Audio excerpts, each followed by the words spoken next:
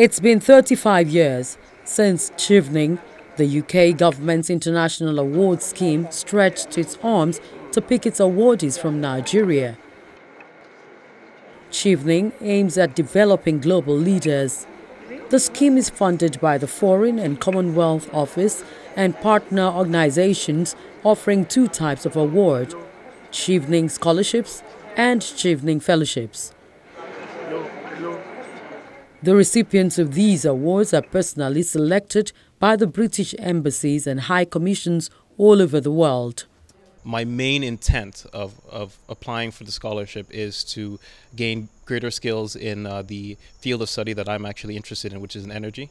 As you know, Nigeria has an energy dearth, and I'm looking at supplementing that with projects that I'm able to undertake. Future leaders are offered unique opportunities in Chevening with the objective of developing professionally and academically, network extensively, experience UK culture, and build lasting positive relationships with the UK.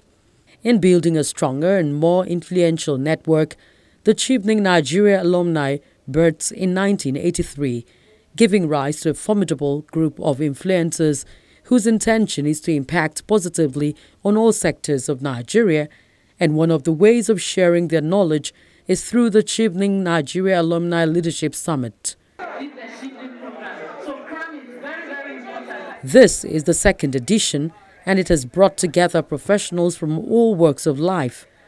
The theme for these years is Partnership for Equipping Nigerian Youths for Work and Innovation in the Digital Age. This theme, no doubt, reflects the current underutilization of the youth in the schemes of affairs in the country.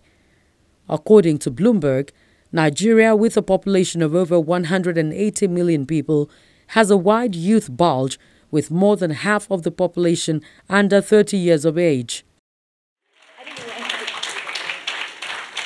The chairman and CEO of Channels Media Group, Mr. John Momo, who also doubles as the president of Chevening Nigeria Alumni, harps on the theme and its current socio-political realities in the country. This second summit comes at a time when a couple of things are crucial to us as a people.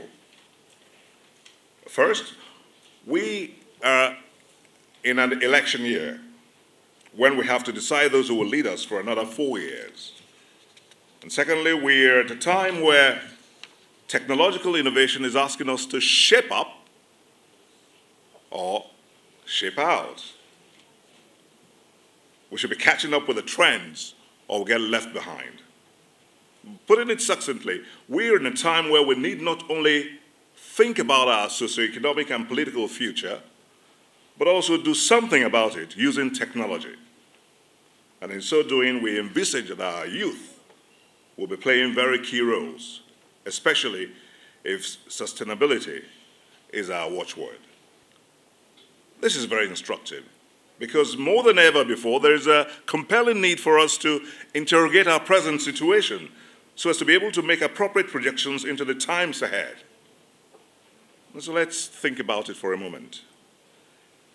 If you are currently in a niche business or are thinking of a niche you want to go in, ask yourself, will the business still be relevant in the future? If the answer is yes, then your next question is, how can you make that happen sooner? The last question, perhaps the most crucial, is, does it work with your phone? If it doesn't, then forget the idea.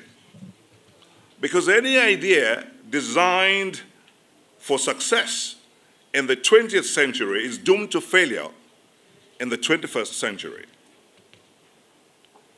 The onus is therefore on us to prepare for the future, as no one can afford to lay back and watch the future come on them without adequate preparation.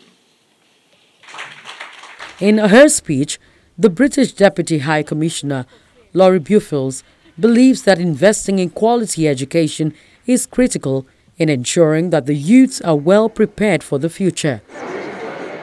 Bufils notes that the challenges of human capital development are not peculiar to Nigeria alone. With the accelerating pace of social and technological change, the World Economic Foundation estimates that 65% of children today will end up in careers that don't even exist yet. It's hard to believe, but when you consider that just 10 years ago, social media manager or mobile app developer would not have seemed like realistic jobs, then you realize that this is a realistic proposition. In fact, we expect the pace of change in the decades to come to be even greater than in the past decade.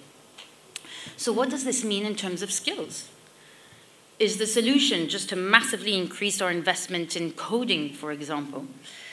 Well, I think not, because the World Economic Forum, again, recently asked executives from across the world's leading companies what they thought the most important job skills would be in 2020, just around the corner. And what did they say? Number one response, complex problem solving. Other skills on their top 10 list included critical thinking, creativity, collaboration, and emotional intelligence. What does this mean?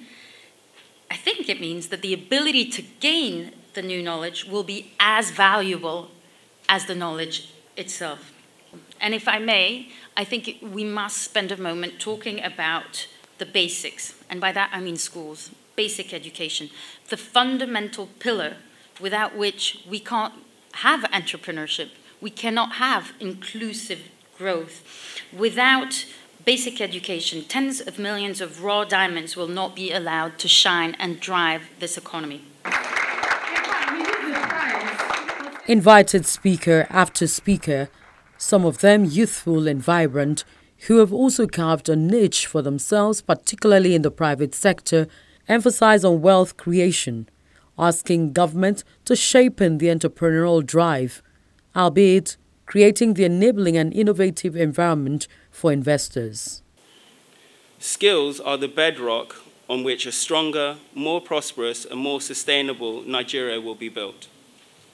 And skilled young people are also the lifeblood of our company, our economy, and our society.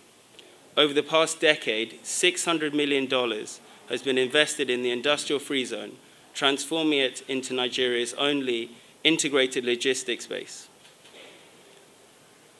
Today, more than 1,500 Nigerians work at Ladol, from welders and skilled technicians to engineers.